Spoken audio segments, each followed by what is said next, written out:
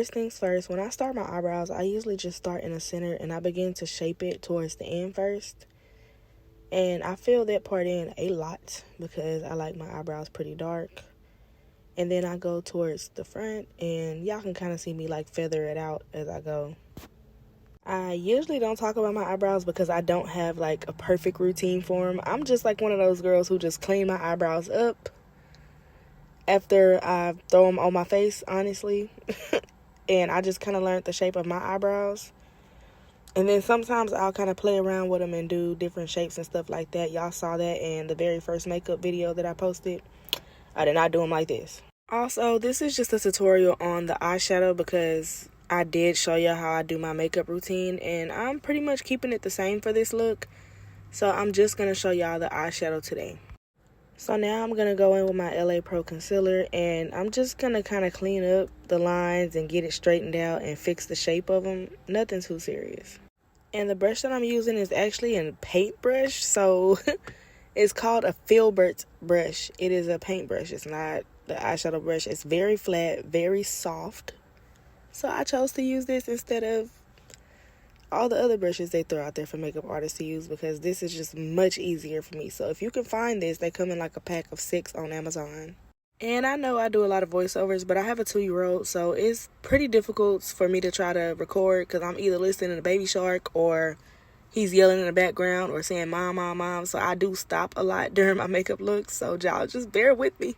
After I shape my eyebrows out, I just kind of fan it out a little bit, kind of smooth it out, so that way when I put on my foundation, it's not like this line of demarcation. Now I'm just going to use a brighter concealer in LA Pro, and I'm going to kind of pat it out with another brush as well so that it's not too liquidy, because sometimes you'll go to place the eyeshadow down and it just doesn't take. So you want to make sure you go over this with like another fluffy brush. So I'm going to go into my Dare to Create palette, and I'm just going to pat that clay red color inside of my lids. I'm going to go up a little bit because I do have hooded eyes. I also decided I wanted a different shape, so I did take the eyeshadow a little bit further past my lid. And y'all, I know that Morphe palettes can be a bit expensive for beginners, but when I tell y'all I've had this for at least 4 years, it is definitely worth the $40 that you are going to spend on it. So I'm going to stay in that Morphe palette, and I'm going to use that burnt orange to kind of blend this color out. And you want to just hold towards the bottom of your brush so that you can get a good blend. And to smooth out the orange, I do go in with just a tad bit of yellow from the Revolution palette. It's kind of a cheaper palette, so it won't be as bold as the colors, which is kind of perfect for that blend. Since the orange is heavier, all this is going to do is turn that yellow into a brighter orange. At this point, I'm just going back in with that darker color because I need that darker color to pop. I'm talking about boom. Like when you cut the crease, it looks amazing. So I am kind of old school when it comes to cutting my crease. I still haven't perfected it, like just knowing where it's at yet. So I still do the lookup method. I just look up and it'll show me where my crease needs to be, especially because I have hooded eyes and you see me look up a lot. See? So this is not going to be our final cut crease. We're going to take this and we're going to wipe this out with a Q-tip so that that color doesn't bleed into the next color because the next color is very bright. So here I am with my Q-tips, and I usually use like 2 per eyelid. Just clean it out. It might not be perfect and it might look a little weird at first, but it'll come together. Here we are with our second layer of concealer, and y'all can see there is no red on this brush. There's no excess eyeshadow, none of that. So that's a good sign that you're good to go to start putting your other color.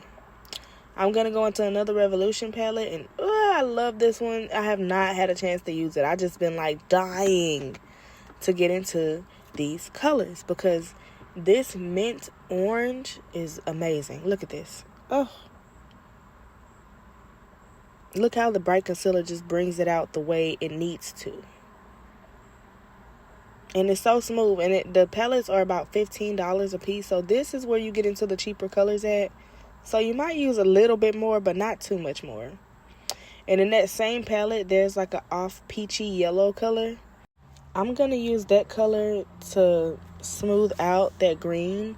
And I'm just going back in with the green because I see that I needed to look down a little bit more to really get into those creases, those wrinkles in my eyelid. And the last color I'm going to place down is that orange again, just to get a really nice blend without me having to go back and forth between those colors again. To get my line for where I want my glitter at, I went into the Avani Greg palette, and they have some water liners that you can use. They do dry as eyeshadow, so that's a good thing. You don't have to worry about it still being wet or anything like that. As far as the glitter, I just followed the line, and the glitter, I don't have the person who does them anymore because she stopped selling them. So I do apologize about that, but it is a glitter that you can kind of make yourself with blue and gold. It was inspired by Jasmine from Aladdin, which I thought was pretty cool. I like the themes that she used to do. So I am looking for me a new glitter person because she's gone. She doesn't sell them anymore. Believe it or not, this is the finished look. This is how you do the eyeshadow, and it's really that simple. Don't drive yourself crazy about it. You will get it. You can do it, and it is possible for anybody to do. With that being said, I was feeling myself. I was loving this look.